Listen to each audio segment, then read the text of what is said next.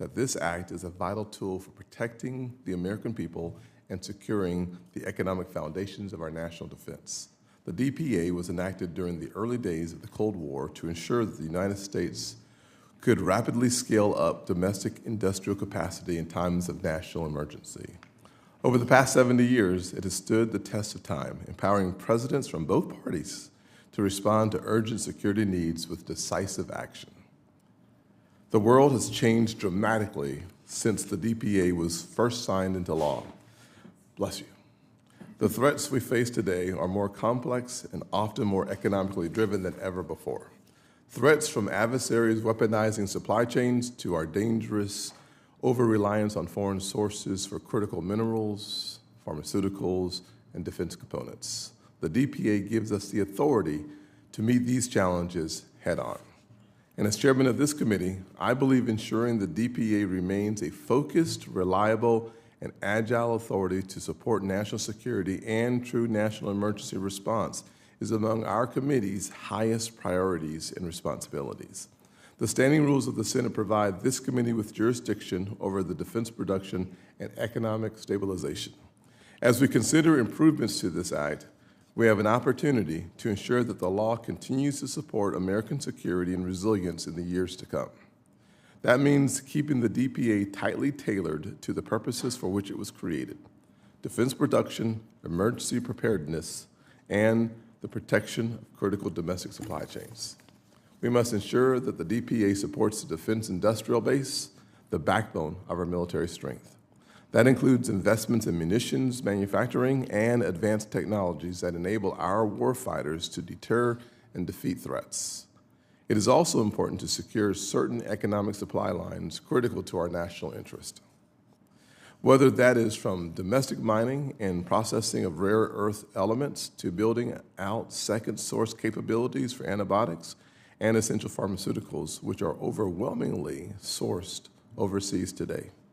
The COVID-19 pandemic reminded us in stark terms that we cannot rely on foreign nations like China to outsource the production of life-saving medicine.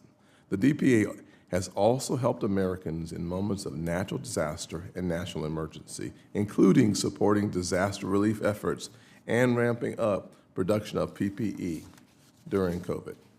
These are the kinds of uses that fall squarely within the Act's original mission. It is no coincidence that the America First agenda has prominently featured the DPA in its approach to national security and industrial independence.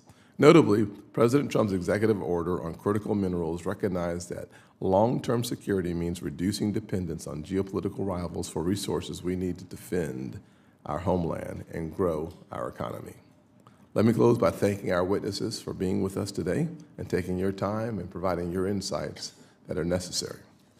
Your testimony will help inform this committee's work as we move toward a responsible reauthorization of the DPA. If we remain focused and principled, we can ensure the DPA continues to protect the American people, bolster our defense readiness, and secure our strategic supply chains for decades to come. Thank you. Ranking Member Warren. Thank you, Mr. Chairman, and thank you for holding today's hearing on the Defense Production Act. I appreciate our working together on this in a bipartisan way. For 75 years, the Defense Production Act has been the cornerstone of our efforts to build a more robust industrial base and advance our national defense. Congress passed the DPA in 1950, and President Truman rapidly deployed it to help our country mobilize for the Korean War. Throughout the Cold War, we used the DPA to mobilize the nation's industrial might. During the 1980s and 90s, we used the DPA to seed investments in key technologies like microelectronics and metal composites that enhanced our warfighting capabilities and our technological edge. When Hurricane Katrina devastated the Gulf Coast, we used the DPA to speed up the distribution of fuel to the disaster zone. During the early days of the COVID-19 pandemic, the Trump administration used the DPA to fast-track production of defibrillators and masks and other medical equipment.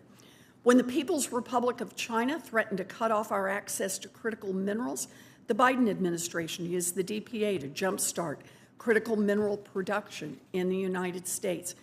In the toolkit of economic and national security tools, the DPA is among the oldest, and it is absolutely essential to the challenges our country faces today and into the future.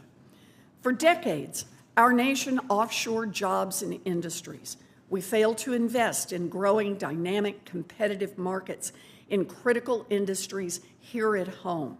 We let big corporations grow, crush competition, and pursue short-term profits, even when it meant depriving us of good-paying jobs, of undermining our technological edge, and eroding our industrial base. And the results speak for themselves. Today, we have more fragile supply chains and are more dependent on foreign countries than at any point in modern American history.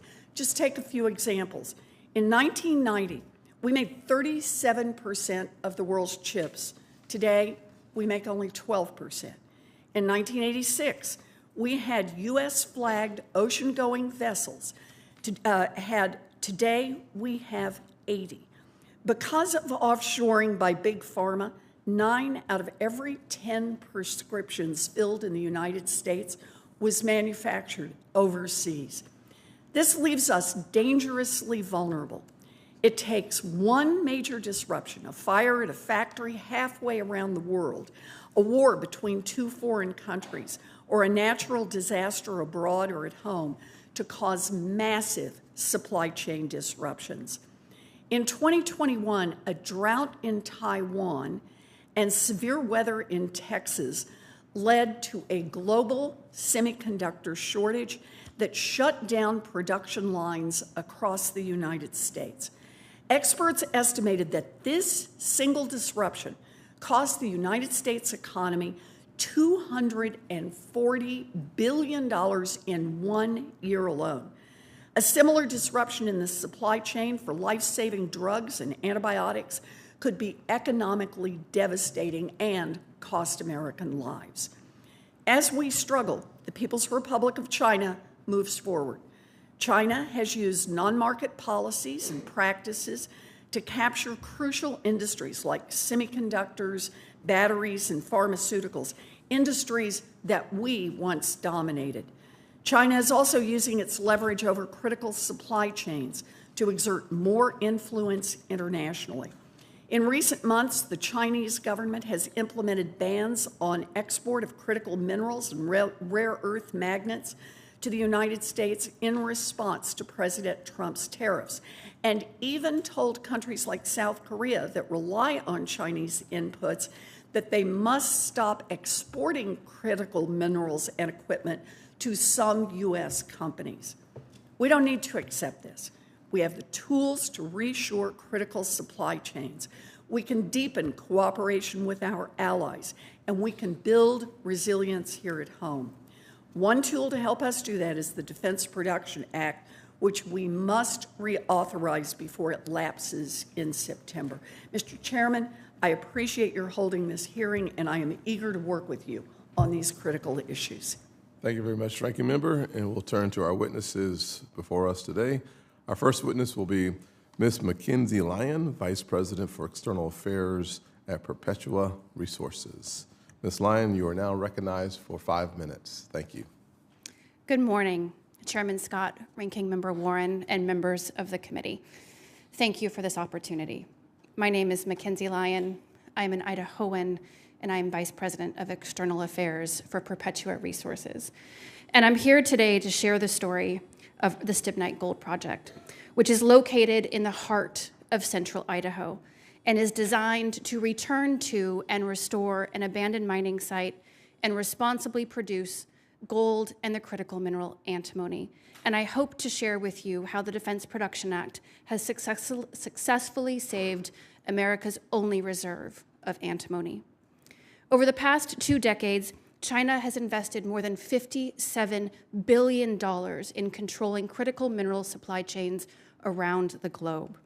And today, the majority of U.S. defense materials are reliant on Chinese minerals like antimony, gallium, germanium, and tungsten.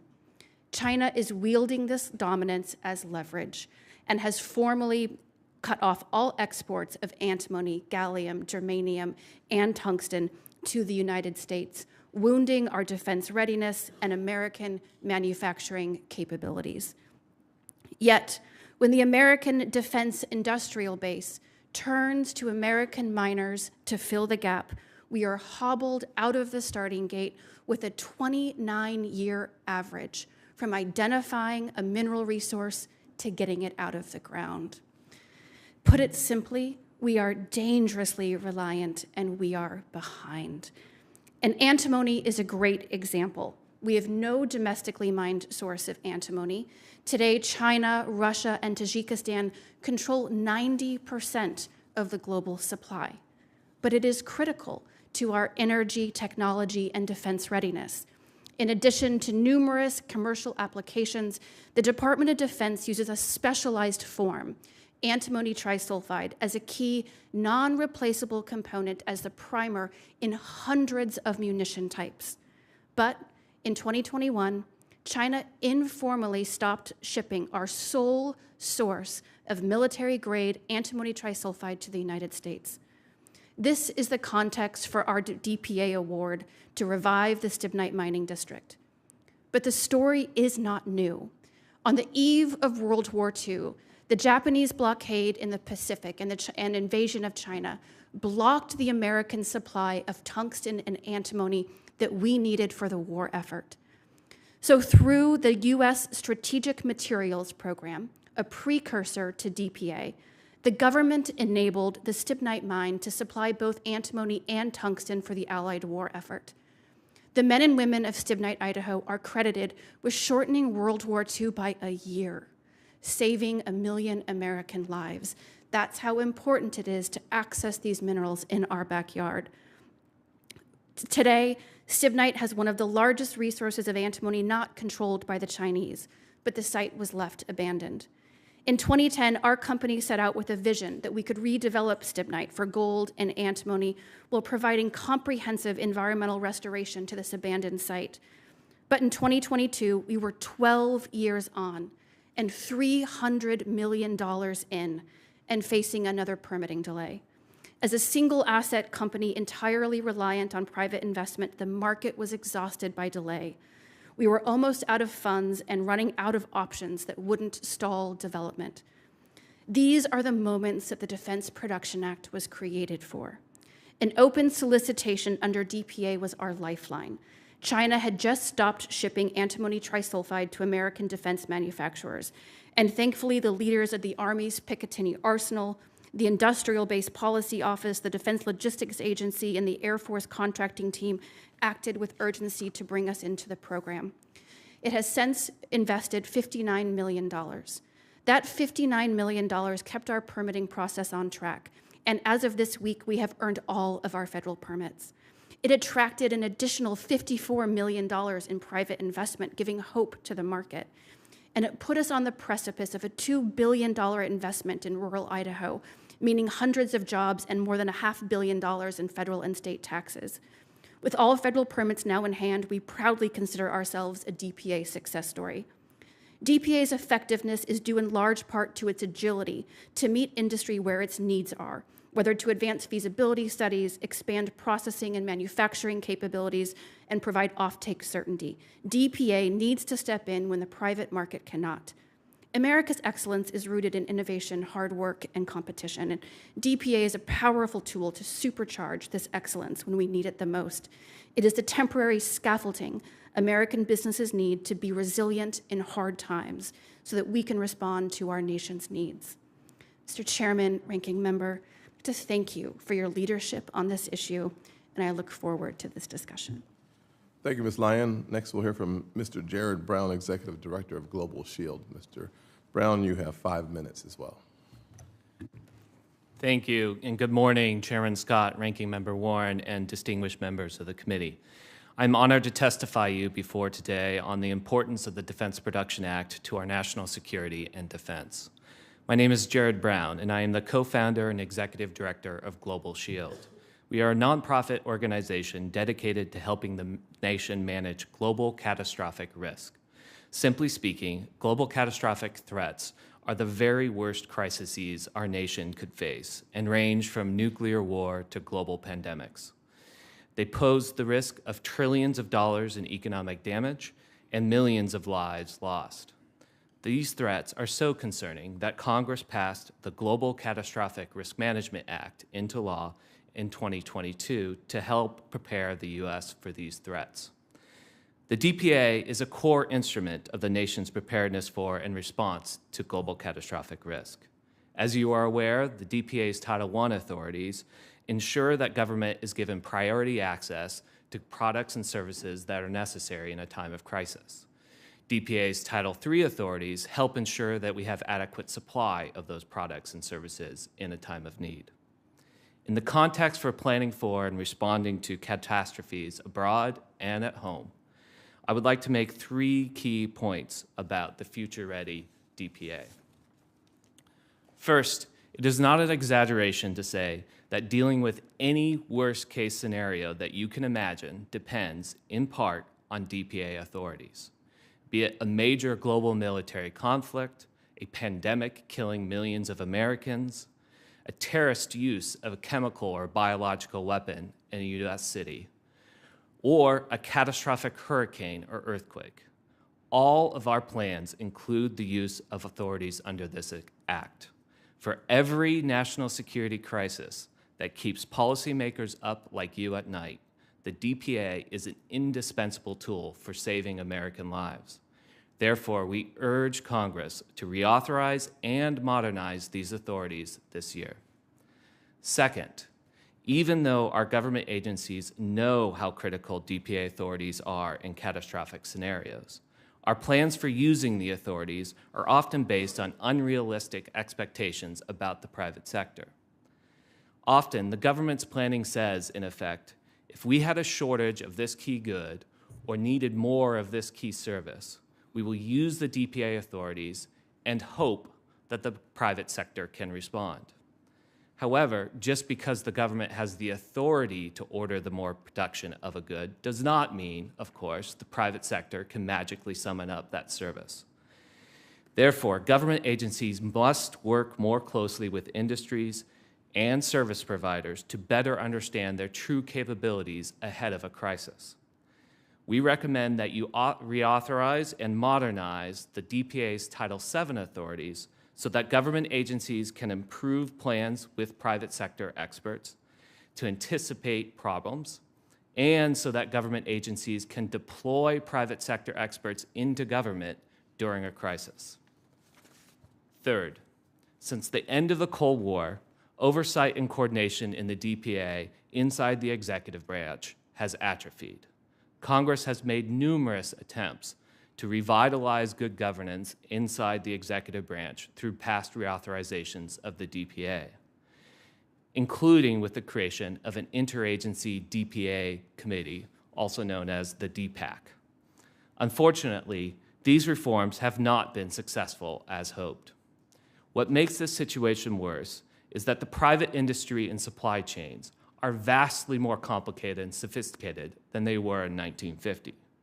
In turn, this makes the government plans for using the DPA to manage extreme risk even more complex.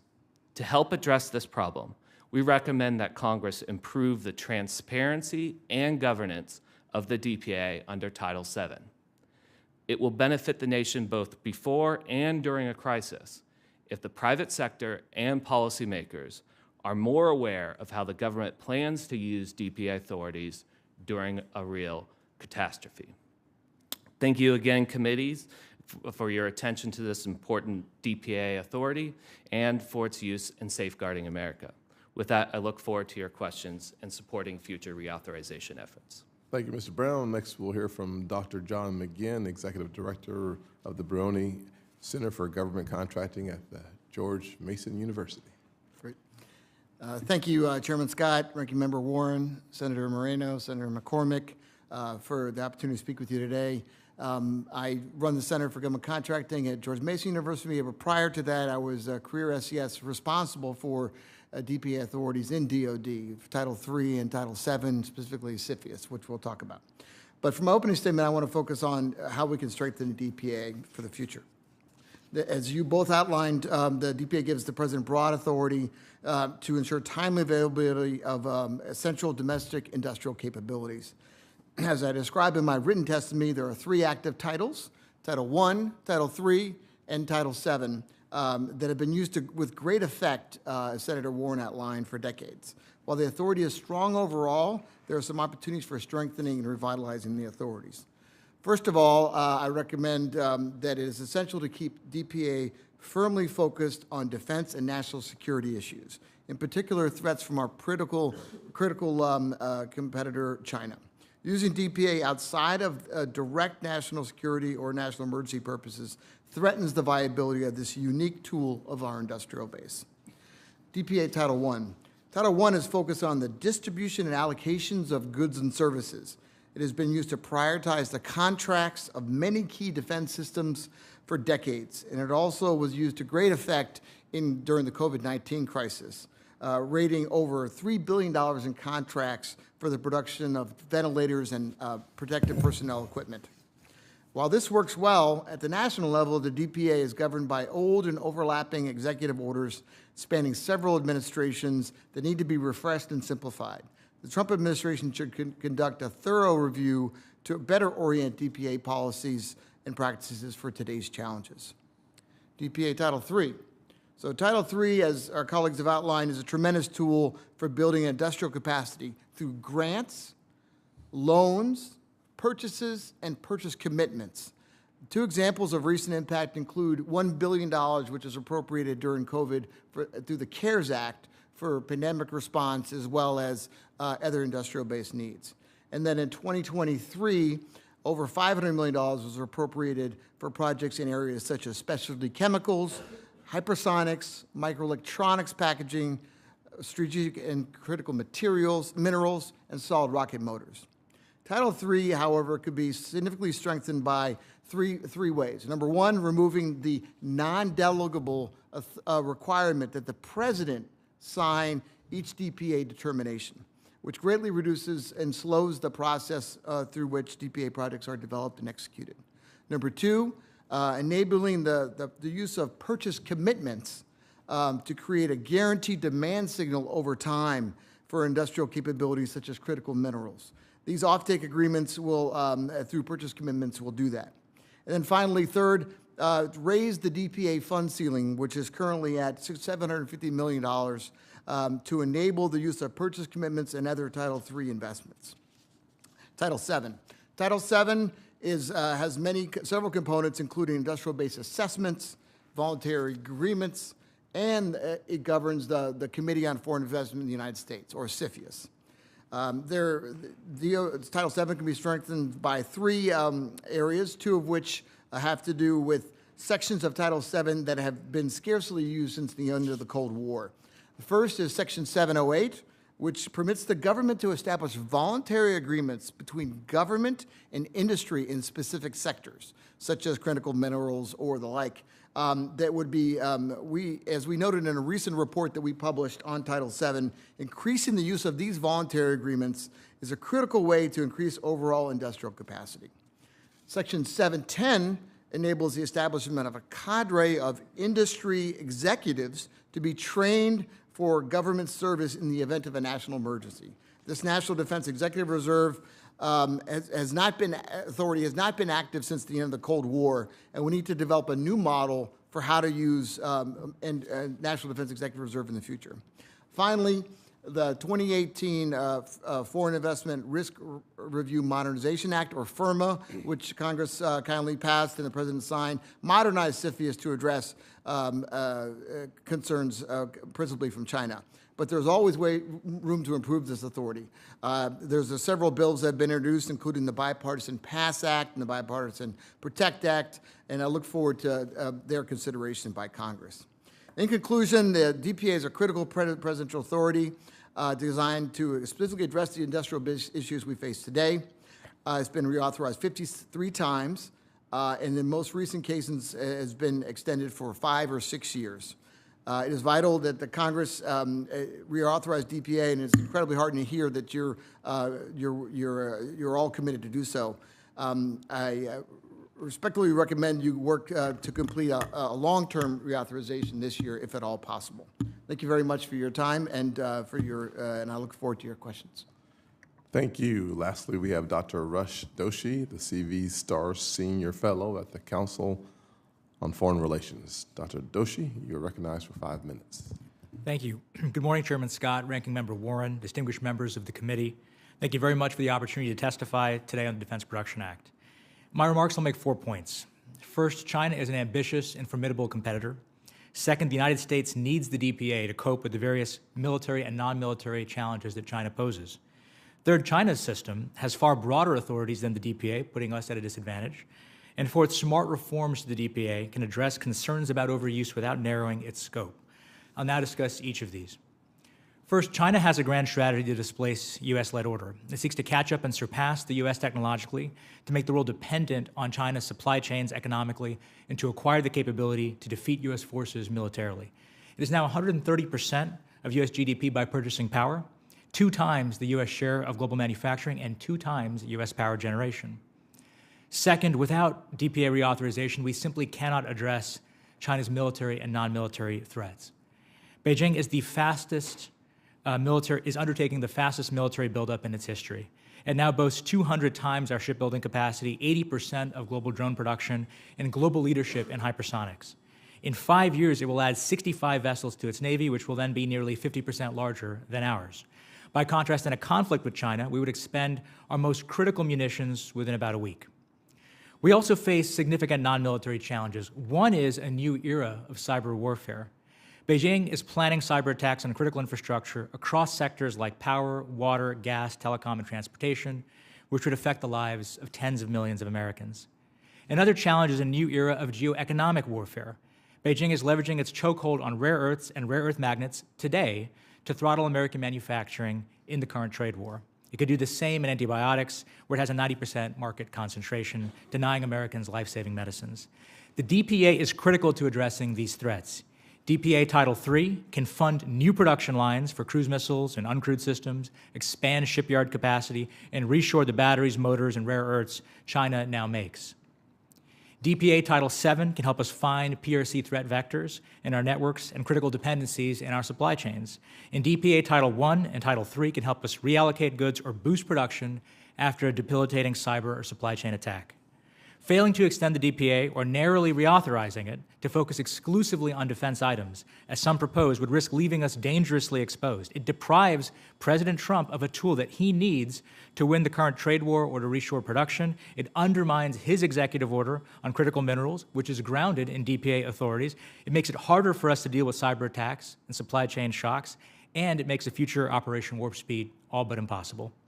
It also overlooks history. When Congress passed the DPA, it modeled it after the War Powers Acts of 1941 and 1942. Those acts recognized that defense and civilian economies blurred, and that economic security was critical to national security. Third, China's defense production authorities vastly exceed our own. The PRC system is comprised of its National Defense Mobilization Law, its Emergency Response Law, and various ad hoc administrative measures.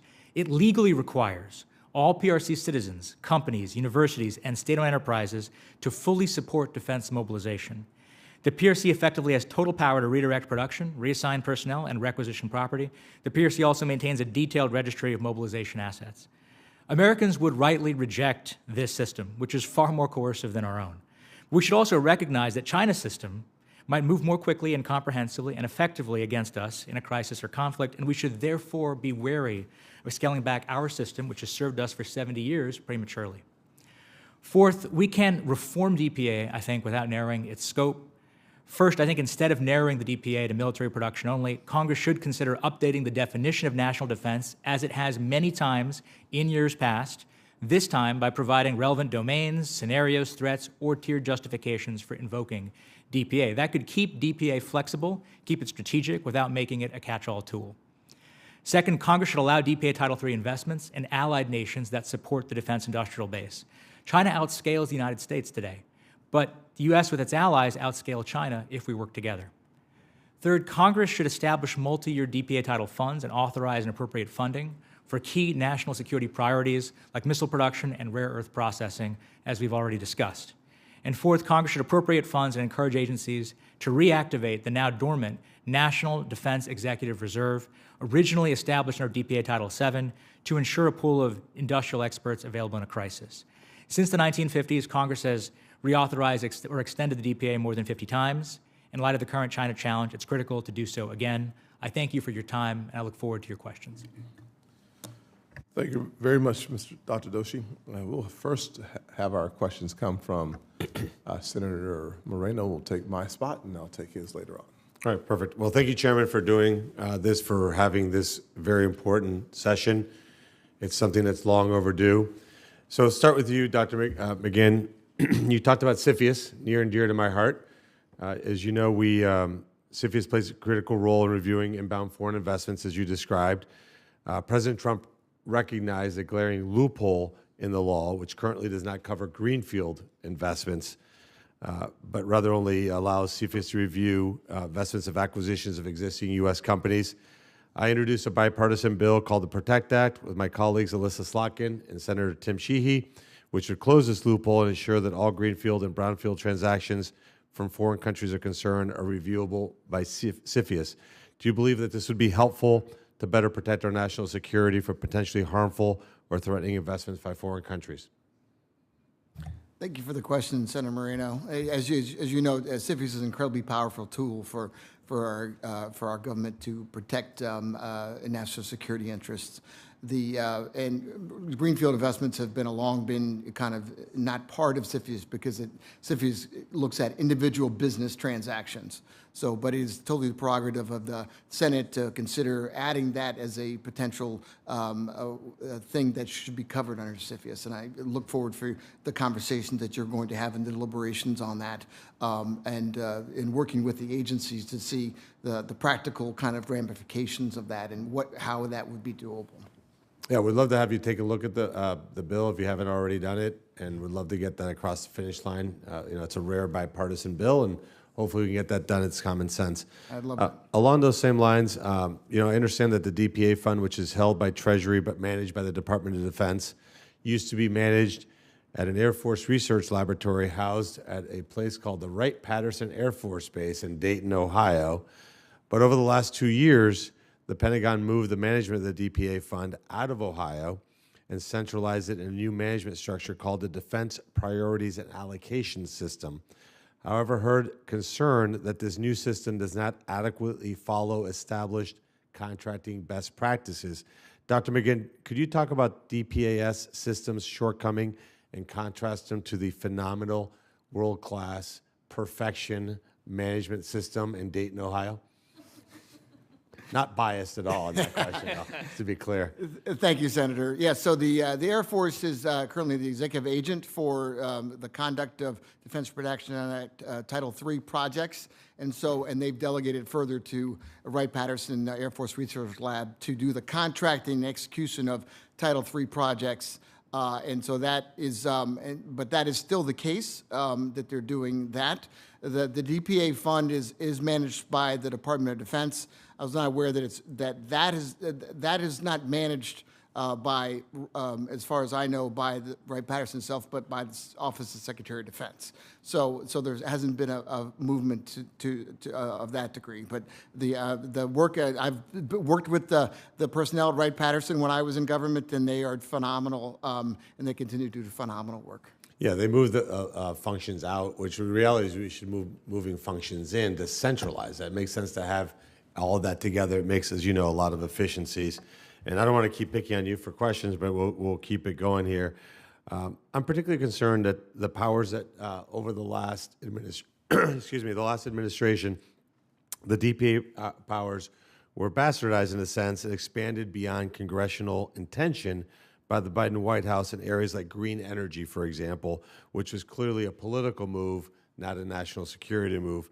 Why is it critically important for DPA to maintain its focus on national defense in a nonpartisan way? And what dangers could arise if it doesn't to fortify political positions rather than national security positions?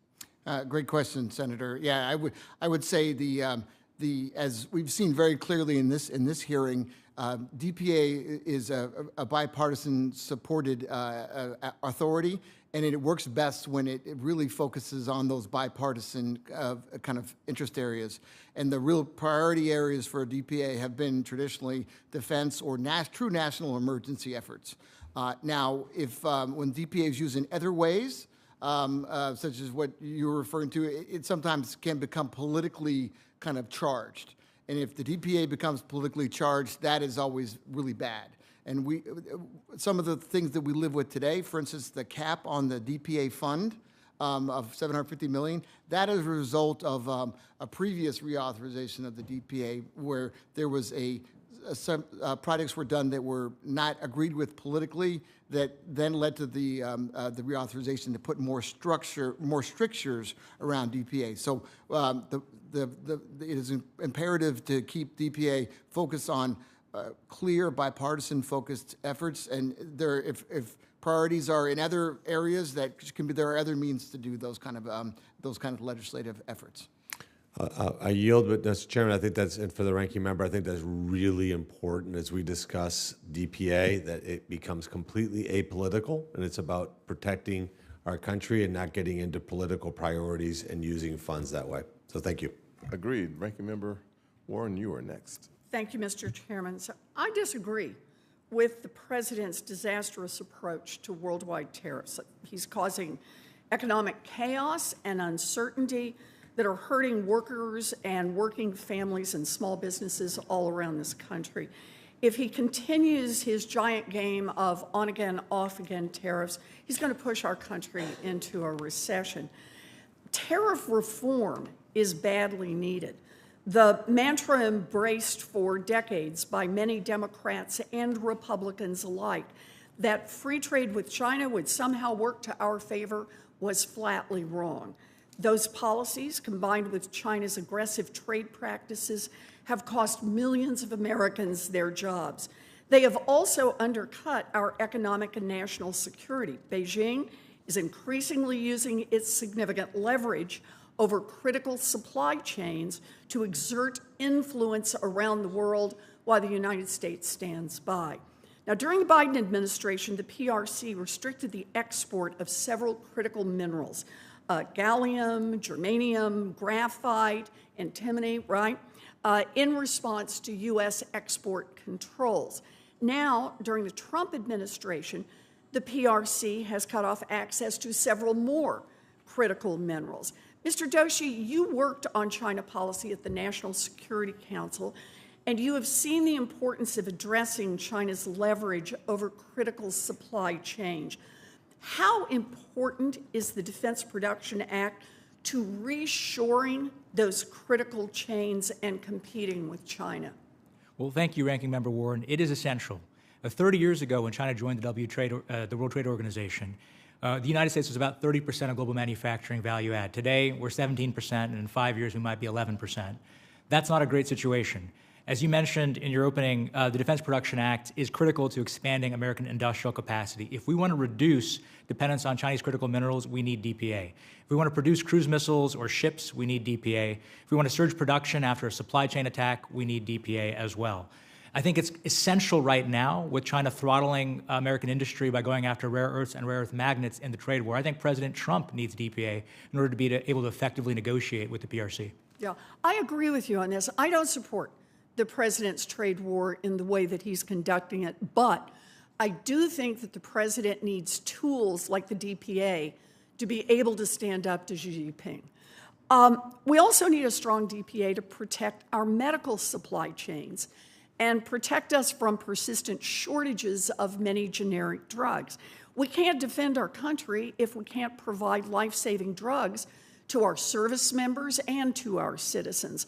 According to the Defense Logistics Agency, 27% of the DoD's pharmaceutical supply chains are considered very high risk. That's 1 in every 4, because they are dependent on China or just an unknown source that nobody can figure out.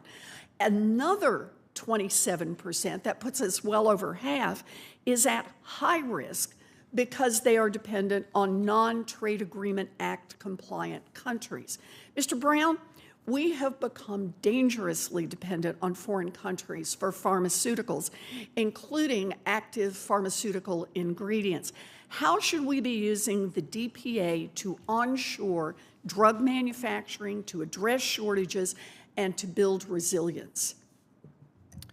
It's a great question, Senator, and this has been an area of bipartisan consensus for many years. Recently, we've been using Title III funding from the DPA to help onshore some of this critical capacity. The current administration, through HHS, is having a hearing and a roundtable this June with industry to further address this issue. And you can imagine how much worse it could get if we were facing a mass casualty scenario here in the homeland. And to be clear, this is not just a foreign sourcing issue. We've had shortages of IV fluid following two different hurricanes. First with Hurricane Maria, and then again with Hurricane Helene, affecting manufacturing supply chains here in the United States. And so the DPA is important not just for onshoring, but enhancing the resilience of the supply chain here and abroad. Yeah, I appreciate that, and I appreciate your expanding out our vision of what we're talking about here. You know, this risk is not theoretical. It can cost American lives. I've introduced multiple bills to try to reinvigorate drug manufacturing here at home. It is clear that we need to use every tool at our disposal to create resilience in these supply chains. I want to thank all of our witnesses for being here and helping us understand the importance of using the DPA to protect national defense. Thank you. Ms. Lyon, we use critical minerals across our supply chains, from defense munitions to commercial vehicles. The United States is home to many of these minerals. However, it's extremely challenging, time-consuming, and capital-intensive to open or expand mining facilities in the United States. And frankly, during your testimony, it seemed to me that the government creates a problem through permitting, and then we want to solve the problem through financing. Seems to me if we could eliminate the problem through permitting, we could not have to use the dollars for financing and then have other options available later. Talk to me about that. Thank you, Senator, for the question. You're absolutely right that we have a problem of the left hand of government not always knowing what the right hand needs. And part of the value for us of the Defense Production Act, when we were 6 years into our permitting process, for which we were spending an average of $2 million a month to get through as a single asset company, we were stuck. And it was really hard to figure out, A, how to get our federal agencies to even talk to each other, to coordinate, to come to an agreed set of milestone expectations. But receiving the award sent the signal across the federal family that this had to be a priority, that we needed our agencies to work together to solve a problem. And I will say that working with the Defense Department was a refreshing experience of people who, when confronted with a problem, are mission-driven to find a solution. And that mentality absolutely helped us get to where we are today. And but for that coordination and accountability and transparency, I don't think we would be. However, the 29 years, that's older than my staffers back here. Yes, sir. 29 years to open a mine Yeah. is not frustrating, but infuriating. That alone should provide an opportunity for us not to talk just about talking across lines, but just solving that one simple problem that will be persistent for many years to come if we don't fix that one issue. Yes, sir. That 29-year time frame is the second longest in the world, second only to Zambia. I have full faith in this country's ability to do great things, but this is not one of them right now. We have the right environmental standards, we have the right public transparency in our process, but we need to focus on how to make it a more coordinated process. We are returning to an abandoned mine site, a site that is in real trouble environmentally, and we've offered to clean it up. And we've got a critical mineral that's important for our strategic defense. And our time frame, it's not going to be 29 years, but it'll be at least 18. It's crazy. Well, I have limited times. I keep myself to the same 5 minutes and to require everybody else up. Dr. Doshi, you talked about the definition of national defense. Obviously, cybersecurity, technology, I think of Huawei as a real, actual existential threat, perhaps space, I think about satellites, pharmaceuticals, we've talked about that. If with limited time, talk to me about the need to define and perhaps expand the definition of national defense. Well, thank you very much, Chairman Scott. We've had to redefine national defense in DPA many times, at least 4 times, in Yes. the 70s, 80s, 90s, 2000s, and I think we have to do so again to consider some of the challenges that the PRC will pose to us. Supply chain attacks can occur in areas outside pharma, outside critical minerals. Cyber attacks can have implications for the wider country beyond simply just the loss of a piece of critical infrastructure.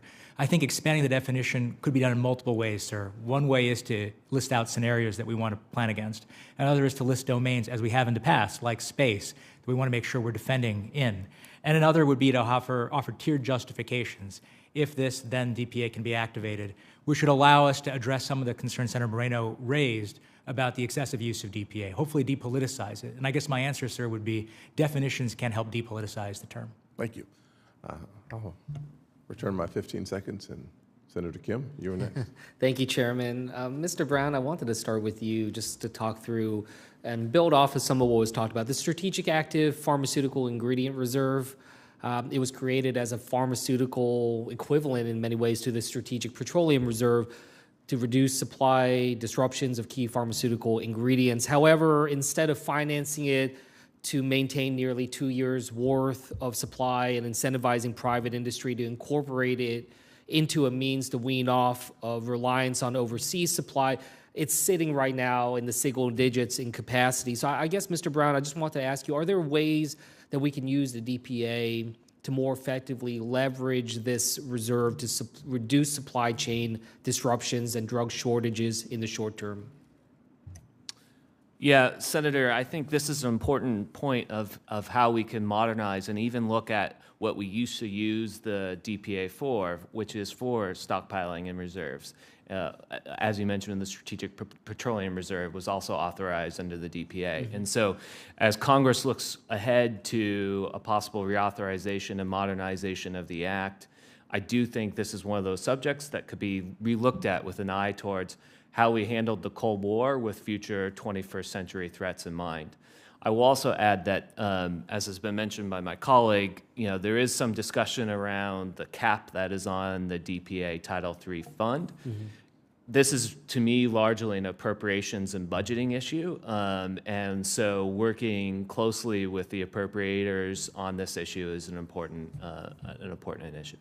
Thank you. Dr. Doshi, I wanted to just talk about how critical biotech is, for instance, not only for innovation competitiveness, but also for our defense-related products. DoD launched the Distributed Bioindustrial Manufacturing Program last year, which supports private industry and develops commercial-scale facilities that fortify defense supply chains. This targets high-risk components of the military supply chain that could be alternatively produced through biomanufacturing, such as rocket propellant, jet fuel, et cetera. Without direction from DoD, the private sector will not build commercial-scale biomanufacturing infrastructure for defense-related products. So I find this to be an important effort. I guess I just wanted to ask you on this front, can you speak to why DPA funding for this is important and whether the administration and Congress are doing what's necessary to ensure this continues? Well, thank you, Senator Kim. I'd start by saying that DPA Title III funding has been used, as was referenced earlier in the hearing, to expand industries critical to American national security, including nascent developed. We used DPA Title III in the past to stand up some of our semiconductor capacity and invest in new innovative industries. I think the same is true for biotechnology. So I think you could imagine using DPA Title III to build more capacity in this space. The second point I'd make is that many of the inputs in the biotech sector, whether that's animal models or reagents or enzymes or expensive equipment, a lot of that is imported from China today. And so if there were an escalation in the trade war, you might need DPA Title III, for example, or Title I in some cases, to be able to ensure that we could expand production of those critical inputs or prioritize contracts for government and national security purposes under Title I. So there's a lot of ways in which I think DPA is critical to supporting this sector, which is now a sector at the heart of competition. Yeah, thank you. And you know, we talked earlier about the challenges when it comes to critical minerals, especially vis-a-vis the PRC. And you know, part of the reason that the PRC commands such a large share of the critical minerals market is that they treat the supply like a faucet. You know, they turn it on, they flood the market with cheap commodities. Once the competitors run out of the market, they can turn the faucet down. Prices stabilize. You know, it's basically utilizing these kind of non-market policies to be able to mobilize. And you know, it's something that shows that building new mines is not enough. We need to ensure that they can continue to operate even when the PRC floods the market. So, Mr. Doshi, can you just give us a little bit of a sense of how we should be using the DPA to counter these particular non-market policies to ensure our investment at home do not go to waste? Well, Senator Kim, I think this is a critical point, and we heard a little bit about this in the context of antimony already, which is a very good case study of the PRC restricting a critical mineral and DPA stepping in to ensure adequate capacity. But here's the broader point. Every time we get close to having our own production, our own refining, our own stockpile of these kinds of critical minerals, the PRC drops the price. And that's where DPA is going to be needed to prevent market manipulation. Ms. Lyon, do you agree with that? Absolutely, Senator. Yeah, I just think that that's something hopefully, again, we can hone in on and just kind of understand and see the different ways it can be used. And with that, I'll yield back. Thank you, Senator Kim. Before we hear from Senator Ricketts, I wanted to take this opportunity to say to Rachel Candle, whose last hearing is today, thank you for your service to the Banking Committee, and we will certainly miss you and look forward to your success with the Speaker of the House. I'm not sure why you want to go to the other side of the Capitol, but stranger things have happened, I guess. But you have been amazing, and we really appreciate who you are, what you represent, and your intellectual curiosity and depth has been a powerful tool for all of us to serve the American people, and you will be missed.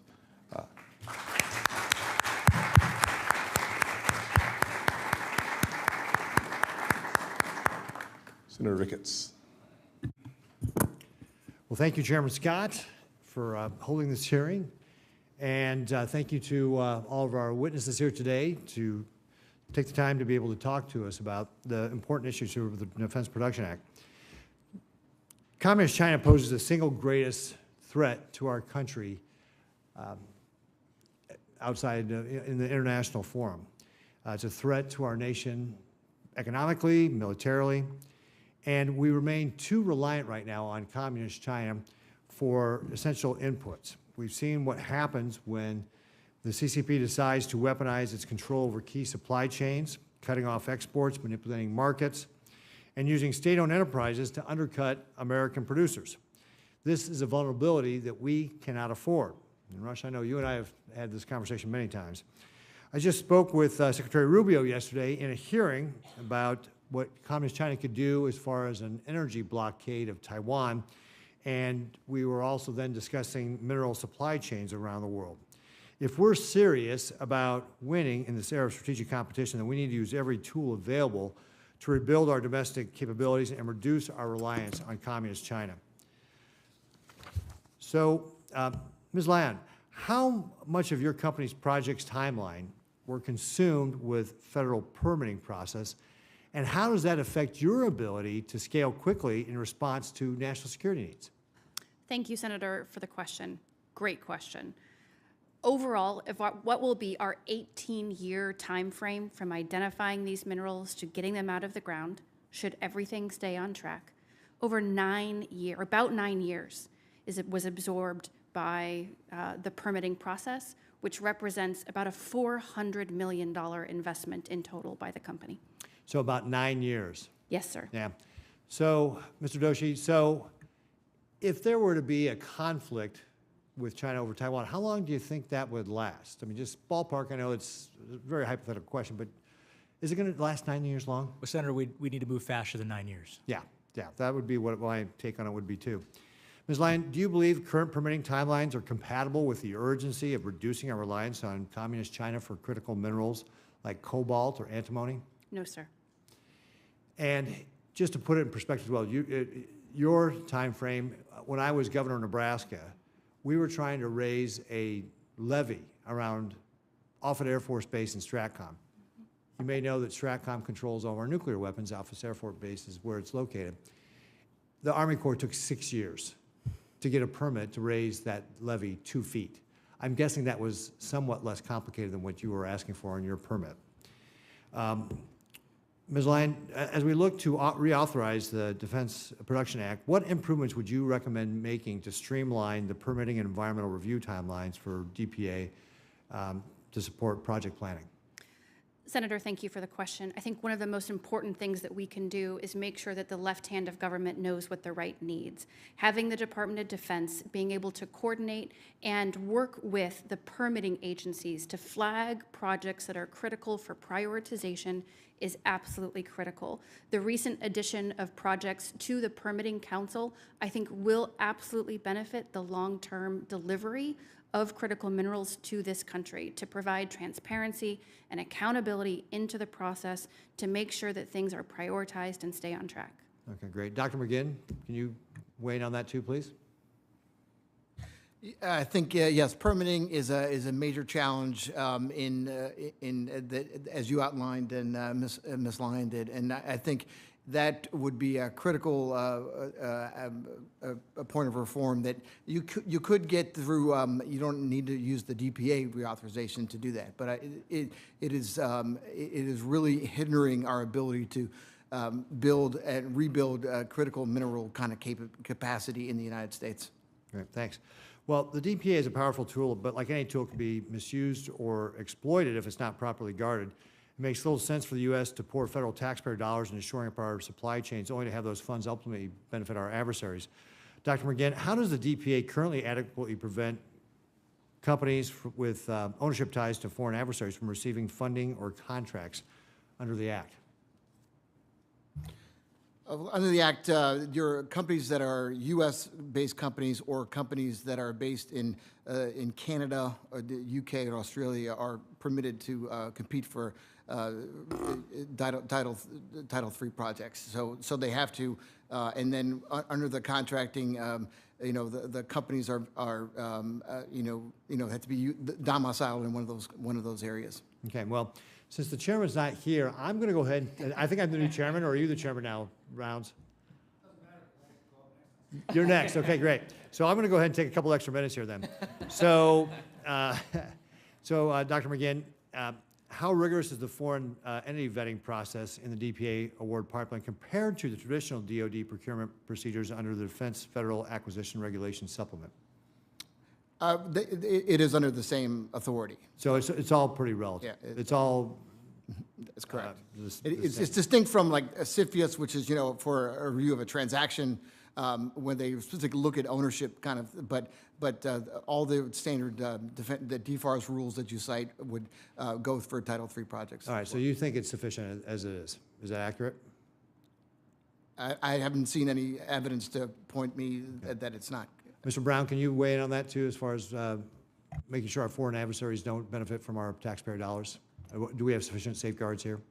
Yeah, and so to Ms. Lyon's point earlier, to your questioning about the right hand and the left hand, the Congress authorized an entity called the Defense Production Act Committee specifically so that the left hand and the right hand could negotiate and discuss about these issues. And that's one of the things that has not taken off like it should have under the executive branch and needs the oomph of Congress in this reauthorization effort to really make sure we have these centralized coordination and discussions going on throughout the interagency about the necessity and use of DPA.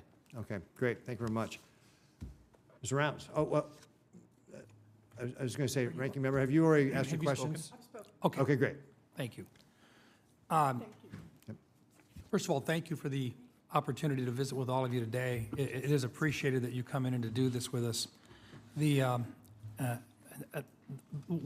did a piece of legislation that we proposed called the PASS Act. And my question will begin with Dr. McGinn. As you know, there have been numerous reports of suspicious activity by U.S. adversaries in regards to U.S. agricultural land purchases. I appreciate the work CFIUS has done over the last year to expand security review authority over foreign purchases of real estate near American military bases. I believe the recent action to add a net total of 56 facilities across 30 states to the CFIUS review list is an important first step. But I think we're going to probably have to go farther than that. I think it's critical that Congress pass legislation, the PASS Act, that I've introduced with Senator Cortez Masto and many others to curtail agricultural land purchases by our stated foreign adversaries near military bases. So for Dr. McGinn, I want to thank you for your testimony and for your support of this legislation in your testimony. How significant of a national security threat is China? China is our principal national security threat facing us today. Today, there are numerous examples where they have tried to gather data or they have looked at setting up facilities near sensitive sites within the United States. That's correct, Senator. I used to oversee CFIUS when I was in the Department of Defense several years ago, and there was a big turn in the late mid to late 2010s when CFIUS transactions were principally from European-based countries or Japanese-based countries or like, to become, in China started using state-owned enterprises or private companies to conduct conduct transactions. And so what that led to is Congress acted and established FIRMA, passed the law that modernized CFIUS specifically to address these kind of threats. And I will say, I can't talk about specific transactions, but those kind of proximity transactions were really, really closely monitored by the committee, and they continue to be so. So I would encourage you to work with talk to the committee about the gaps that they see either in the Department of Defense or Treasury, and how your legislation could potentially help the CFIUS authority. But the more that we can strengthen and protect our national defense assets geographically in the United States, the better. Great, thank you. I appreciate the support on that legislation. Ms. Lyon, South Dakota and states like mine have mineral resources that could contribute to our national defense and reduce reliance on adversaries like China. Given the permitting challenges and price manipulation you've described, what steps, legislative or administrative, would help make DPA support more effective for companies trying to establish domestic processing capacity? Thank you for the question, Senator. Processing is absolutely the next link in the supply chain that we must be concerned about. It doesn't make sense to take all of this effort to get minerals out of the ground to have to send them to China for processing. Antimony is a really interesting case where China controls about 50% globally. They control 80 to 88% once you include secondary processing. So we've got to figure out how to bring not only the mineral production home, but the processing as well. And it needs to happen in parallel, because we've got a bit of a chicken and egg problem where it's difficult for a new processing facility to be built and put online if it doesn't know it has the minerals coming in the door. And at the same time, once the minerals are ready, you can't wait 3 years for the permitting and development of a processing facility. So DPA can absolutely use its authorities to help these things occur in parallel with one another, and that requires investment. I think that's one of the most important reasons why we need to move forward with the reauthorization on DPA. Thank you. And with that, on behalf of the chairman, I will recognize Senator Reed. Thank you very much, Senator Rounds. Thank you all for your testimony. Dr. McGinn, the DPA was created to maintain our military and economic strength. In fact, President Trump used it multiple times during the COVID crisis to secure ventilators, masks, and so many other things. So would you agree that the DPA is does protect our economic strength, and that's sort of parallel with our national security strength too? Senator, great to see you again, Yes, sir. and thank you very much for your question. The DPA, is used for national defense and national emergency situations. So COVID definitely kind of qualified in that situation. So it was very effective and used in that kind of way. By those actions, it does kind of help on economic security. But part of the problems overall with the DPA, or not a problem, but the reinvestment to bring back capacity, whether that be defense-focused or commercial-focused, because many of these areas, like antimony, they have many more commercial uses in defense. But the key is, how do we kind of use DPA to help restart the market, but then how does that sustain? Because we can't keep investing taxpayer dollars to prop up industry. So it's, beyond the initial investment in, whatever is made, how do we make these economically viable capabilities in the United States? Thank you very much, and thank you for your service, Dr. McGinn. Dr. Doshi, China is always on everyone's mind at the moment, and can you explain how China in particular or other adversaries try to weaken our national security through non-military means, and how does DPA act as a counter to that? Well, thank you very much for the question, Senator Reid. Let me just offer maybe two broad categories. There are many more we could go into, but in the interest of time, one is, of course, manipulation of markets. And the reality is that our free market system is sometimes vulnerable when adversaries pour tons of money in to manipulate prices. All of a sudden, our businesses simply can't compete. They can stay solvent longer than we can because we're disciplined by the market. That's where DPA comes in. DPA Title III can create capacity. DPA Title VII can create voluntary agreements. Title III can also allow us, as Mr. McGinn mentioned earlier, to basically do purchase commitments or offtake for some of these companies. It allows us to solve some of the market problems that adversaries are able to engineer for us, and I think that's why it's essential. Very briefly, a second category we should think a lot more about is cyber attacks on our critical infrastructure. And there, again, that will trigger effectively a disaster. That kind of disaster will require DPA Title I, III, and VII authorities to solve. No, I think you're exactly right. Most people assume that the first stage of any future conflict will be cyber attacks, trying to disguise, if they can disguise them, but there'll be cyber attacks requiring us to respond. For the whole panel, beginning with Ms. Lyon, what are the risks we face if we don't authorize the DPA and extend its life? Thank you for the question. In our case, our military wouldn't have access to the key component that allows 300 types of munitions to fire. Our warfighter would be in a situation where they don't know if their base equipment will work. We are completely reliant on our adversary for that material, but for the DPA. Thank you. Mr. Brown, please. Sir, as I said in my testimony, I genuinely cannot think of any really bad dark day in American history that doesn't rely on the DPA to respond to.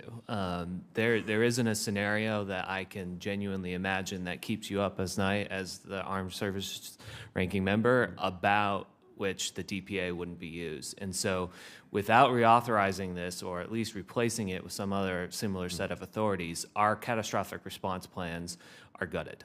Thank you. Dr. McGinn, please. I concur 100% with my colleague, Senator. The imperative to reauthorize DPA is very, very strong, because we will not be able to effectively respond to, you saw the role it had during the COVID response. We see the role it's having in rebuilding some capacity. But if we don't have that tool, it makes it much, much more difficult. Thank you. And Doctor, please. Thank you, Senator. Well, we're a long way from the 1950s. The need for DPA is greater today as our industrial capacity has shrunk. The threats we face are greater. We can't reshore. We can't deal with natural disasters. We can't deal with cyber attacks without DPA. Thank you very much. Thank you, Mr. Chairman. And I think an excellent way to close out this hearing. On behalf of the chairman, I would like to thank our witnesses for being here today. Some of you have traveled across the country to get here. You took time from your busy schedules to come and share your testimony with us. We appreciate your perspective on the Defense Production Act, so thank you for your time. For senators who wish to submit questions for the hearing record, those questions are due 1 week from today, Thursday, June 5th. To our witnesses, you will have 45 days from that day to submit your responses to questions for the record. And with that, thank you to the committee, and the committee is adjourned.